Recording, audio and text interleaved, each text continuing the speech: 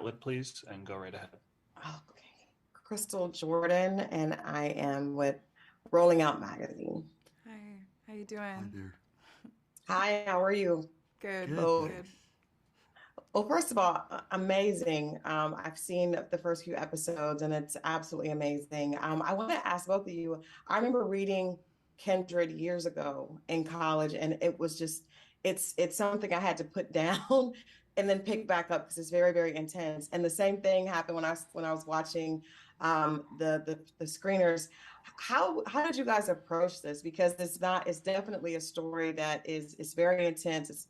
It's something that people need to see, but there's a lot of pain behind it. So how did you both approach the script and like, going through the process when you got your parts? Yeah. I mean, uh, for me, I didn't really have a game plan. Part of not having a game plan too was just being fresh out of school and Right. not really knowing how to develop a process or develop a way of taking care of myself with something so emotionally grueling. Mhm. So what I did was just kind of I kept reading the book and trying to understand the emotional circumstance of this character's journey and take that on as best as I could. Mhm. I just kind of put myself through the ringer really with this show and let it affect me as much as it wanted to, which was probably not the healthiest thing, but it definitely I feel was my way of serving the story in the best way that I could. Yeah. Yeah, I mean, truthfully, I think in a lot of ways, one of the stories that Brandon is telling and that Octavia was telling was that their experiences in the past are very disparate, right? I mean, this is a scary, terrifying situation to Kevin, but it's scary and terrifying in a vastly different way than it is for Dana. Right. And so he's insulated in a way from the most horrific aspects of the time period, Mhm. which creates conflict in them, Mhm. and is something they have to grapple with. And the truth is that is true in 2016 as well. The Mhm. discrepancy is not as vast as it is in Right. 1815, but it's certainly there. Um, Right. and so I think in a lot of ways, like that insulation um, stayed until sort of there's a you know turning point for Kevin at which he can no longer sort of maintain that armor. Right. I want to ask you because there's a scene that was there's so many, but there's one early on that was just really powerful to me. It's when Kevin is basically realizes that he has to act like Dana is his slave or his servant, and you can just see how uncomfortable, and he was just totally uncomfortable with it himself, but then also when he had to explain it to her, and then she already understood. What was that like? Because there was so much that you relayed without speaking, but I would love to hear your perspective of that. Yeah, I mean, I think the truth is like it's a woke white person's worst nightmare, right? To be seen in this way, even perceived in this way. Hmm. And certainly that nightmare is limited again because obviously it's a station where he's in power. Right. Um, but I do think it speaks um, to whatever their individual experiences are that to Dana she's like, well, of course that's what they thought. You know what I Hmm. mean? She's Hmm. she's so much more aware of the systems, even in a time period when that's literally the system that people are enslaved. Right. Um, she made that leap. She makes that leap a lot quicker than he does, and I think that speaks to you know those Hmm. discrepancies. Yeah.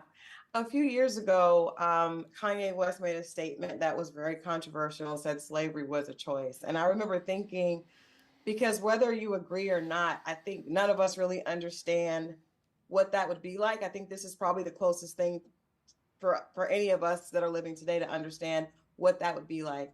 What do you think do you think the perspective of people really understanding what that is like? To me, that was the beauty of what Octavia Butler did, being able to really take you in and put you in that place and make you think, what would I do? I have no clue. So what did you put yourself in that position when you were, obviously you had to, when you were going through the character, like what would this feel like and how different than what I would think, you look at the history, you think this is what happened, but then actually being placed in there, and then it's probably a very different experience. Do you think that that people really understand what they would do if they were in that situation? Yeah, God. Yeah. What I think is one of the most interesting and smart things about this show is that it shows how easy it is to kind of fall into those social dynamics when there is this psychological torture, just the suggestion that white people are in power is enough when you're creating these dynamics in which people feel like they have no other choice, because if they run they're going to be killed or beaten or harmed, you know what I mean? And the implication that slavery is a choice, I mean, absolutely not. And this show speaks to that so clearly, because it shows how, even for someone from 2016 being put in those dynamics and wanting to react in the way that you want to react, or you would react now, but you can't because Right. of the danger that you're in, because of the survival instinct that we all have to want to maintain, our own survival. Yeah. Right. And ensure the Yeah. safety of our family as well. Absolutely.